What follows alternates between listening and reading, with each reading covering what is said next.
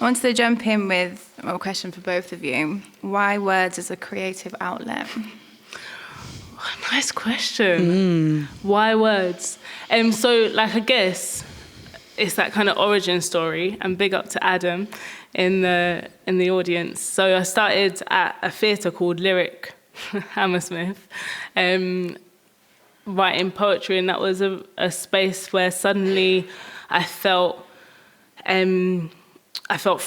like free in like the greatest sense of the word, and I'm sure some of us can relate to that experience of not knowing who you are, what you're going to become, not knowing why you're so angry, having loads of stuff that goes on when you're a kid and a teenager, and not really having a place to articulate it in school. And so through poetry and this workshop that took place outside of school, where I was given permission to write whatever I wanted, however I wanted to write it, with all my terrible spelling and swear words and lack of punctuation.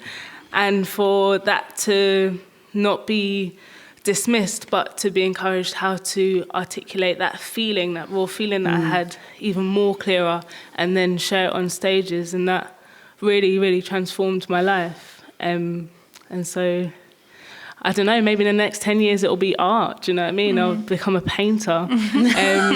But so far words are serving me. It's also quite easy to do, like I can literally do it anywhere, like with a pen and paper or my phone. So it's quite a cheap art form. Like I don't have to like buy a canvas and some acrylics. So That is so true. Yeah. I just like the sound of my own voice. So. No, I completely hear what you're saying. I think that I never really realised that that's what I was doing. I just felt like I was just writing stuff down. And then, you know, I used to get drunk when I was younger, and my mates would make me read it out to other people, and they quite liked it. And I think that was it. Like as you said, it being a kind of cheap art form, I didn't realise it was an art form. I didn't realise I was doing art. And apparently I've got a lot to say. So yeah, just finding an outlet for that and kind of being able to kind of capture pockets of exploration. I don't feel like poems need to be finished. Like I feel like I also make theatre, and I put such a big emphasis and responsibility on like making something clean and finished, and it's got to have like a fully formed message and form. And I feel like with my poems, like they're not even poems, they're just like ideas, and they don't need to be finished. And I also really like that with words there's so much more than what you're just saying. Like it's the sound, it's the rhythm, like it's a performance without, like you said, you don't need tap shoes, you don't need a stage, you don't even need a microphone, you know, you can just read it, and there's like a song in there, and then there's visual elements, and there's a message, and it costs you nothing. So yeah. Nice. That's beautiful. Obviously that's kind of where you started, but was there a particular moment in time or an event or something that kind of triggered you to really like catapult through that, if you know what I mean? I have to make money from it. Is that what you mean? So there's lots of inciting incidents. I think the one where I was like, I really need to make something of this was I did get, it sounds weird now but like I was kicked out of my house at 19, but I was quite old, so it wasn't that big a deal. It was quite a big deal. I didn't know where else to go. But I was like, the only thing I'm good at is writing poems, so I better write some more poems.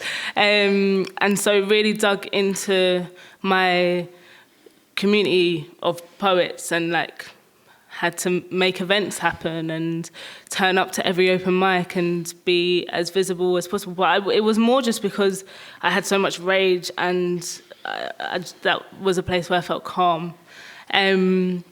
But then also I won the UK Poetry Slam Championship when I was 18, which was pretty cool.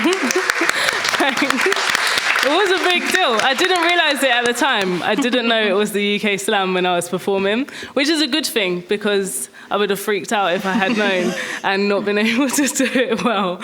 But that opened a lot of doors, and coupled with then needing to like make money to live somewhere, like was very fortunate kind of happening of circumstances. But I just love it. Like that's what's kind of propelled me through the last decade, and plus however many years of writing poetry and performing and turning up to shows and turning up to my pieces of paper and wanting to connect with other people. So it's just an obsession, really. I think to do something that you love, like that's your just winning in life. Yeah, you know? yeah. Through the ups and the downs, like there's something steady that I can keep returning to that is definitely mine. Do you know what I mean? Like no one can tell me to, well, fortunately at the moment in this country, we're lucky that no one can tell us to stop writing our poetry, but that is a human right that is constantly under threat. And in other countries, like if you check out PEN International or Amnesty, then you'll be able to bear witness to what happens when people aren't able to write poetry or plays or criticize governments or have free speech. And that's just there. And so I just want to rinse it out while we still got it and use it as a tool to kind of open up other people if it serves. Mm-hmm.